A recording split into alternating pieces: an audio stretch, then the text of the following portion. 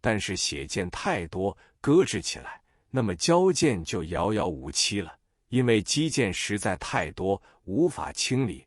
他有2个帮手，别人催剑的太急时，就由助手代笔，粗看起来是大致相仿，但是于右老的字，使者都能辨出的。于右老对代笔的事也有一个严厉的规定，就是不许受人一个钱。求书的人大都知道这种习惯，最多带一些土产送给他。他见到这种东西也笑而不谢。他有一种最喜欢的东西，就是要所书的人带一罐墨汁，但这种墨汁规定要用人工磨成的，要是市上出售的墨汁，他一看就知道绝不接纳。上海富商周湘云逝世之后，他的家人要求他写一个墓志铭，花的时间很多，后来送他一笔墨金，他坚决不受。事后改送一副文房四宝，砚台是很大的一个端州砚，墨是古墨，笔是精致的狼毫，只是2匹乾隆纸。他见了爱不释手，笑而受之。有无数人要问右老要一张相片，但是从前的照片价值不菲，相识的人有一个办法，就是在南京向一家照相馆先买一张右老的相片，请他题上下款，来者无论是什么人，他都很乐意写的。因此也有人送礼，就送他右老自己的照片100张或是200张。唯有这种礼物，因为他用途浩繁，所以他还肯收受。他对钱财从不关心，有人送钱反而引起他生气。有次右老曾经问起我，上海有一个小儿科徐小普，你认识否？我说很熟很熟，他是江湾名医徐新普的儿子，在上海很红。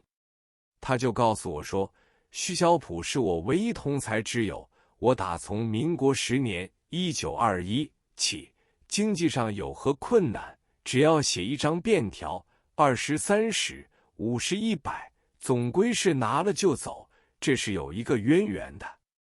有一年我到陕西去，为人家写了一个墓志铭，人家送我一个手绢，是文天祥的亲笔慈幼堂3字，原是文士送给一个儿科医生的匾额，裱成一个长卷。元明清有名文人题跋有数10位之多，当时我糊里糊涂地收了下来，带到上海之后，打开一看，觉得还是转送给老友科医生徐小普的好。徐小普自己也写的一手好字，收藏古今文物很多。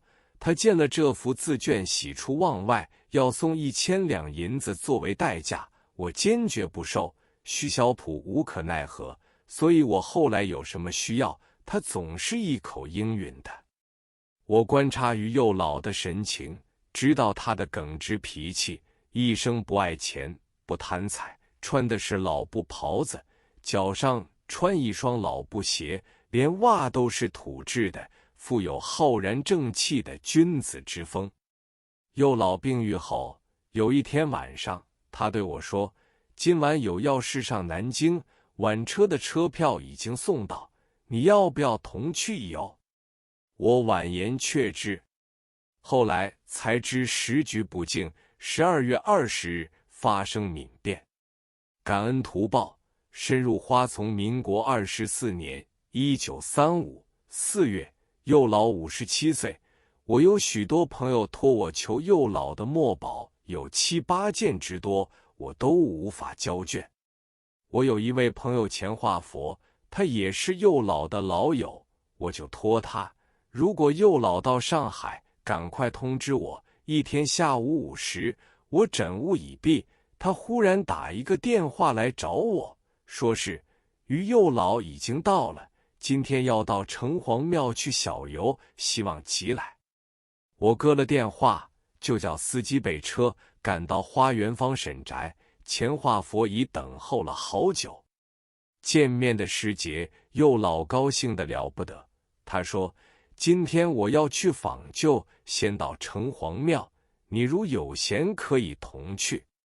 我说：“今晚我们可以共进一夕之欢。”他说：“好。”转瞬间已到了城隍庙，一进庙门，于右老就吃酒酿圆子，接着又到一个小铺子吃面筋、百叶，又到一摊档上买了好多梨膏糖。他说他是多年老主顾，兴致极高，还要到一家点心铺吃南翔馒头，他的食量惊人，而且吃的时候真如风卷残云一般。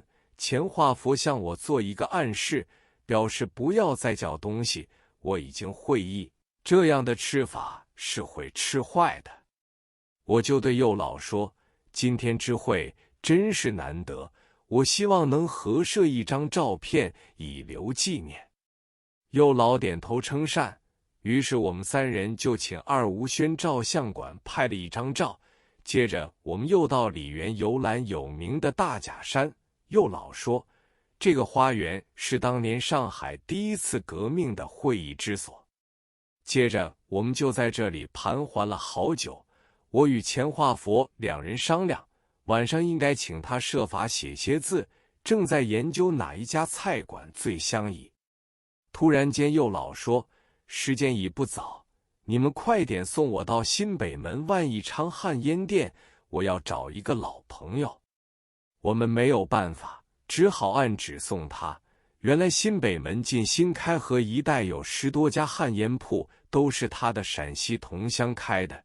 店铺虽说卖旱烟，其实已经卖各种香烟，生意做得很大，是陕西富商聚集之所。我们到了那里，时间已7时许，铺子早已收工，他要找的人一个也找不到。于右老颓然若失，我就提议说，我们不如上良园去吃河南菜。于右老凝神思索不出一言，钱化佛便问，右老心里想什么？我们一定会设法替你办到。右老说，民国初年我在上海办报，敌人会通了租界当局，捉拿革命分子，我是他们的目标，曾经一度躲在一个妓女的家中，这个妓女叫做荷花，当时我只交给她12元房饭钱，说明只住半个月，之后一住5个月，一直都没有再付一个钱。那个妓女爽直非常，供应不废，从不追索。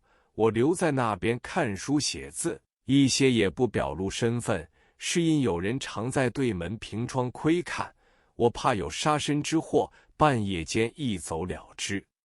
房饭钱积欠了5个月有余，现在想来，韩信受朴母一饭之恩尚且图报，我白吃白住100多天，总想设法去报答他一下，所以要找万益昌老板弄一些钱，带我去找寻这位妓女。现在这位老板找不到，我觉得失望极了。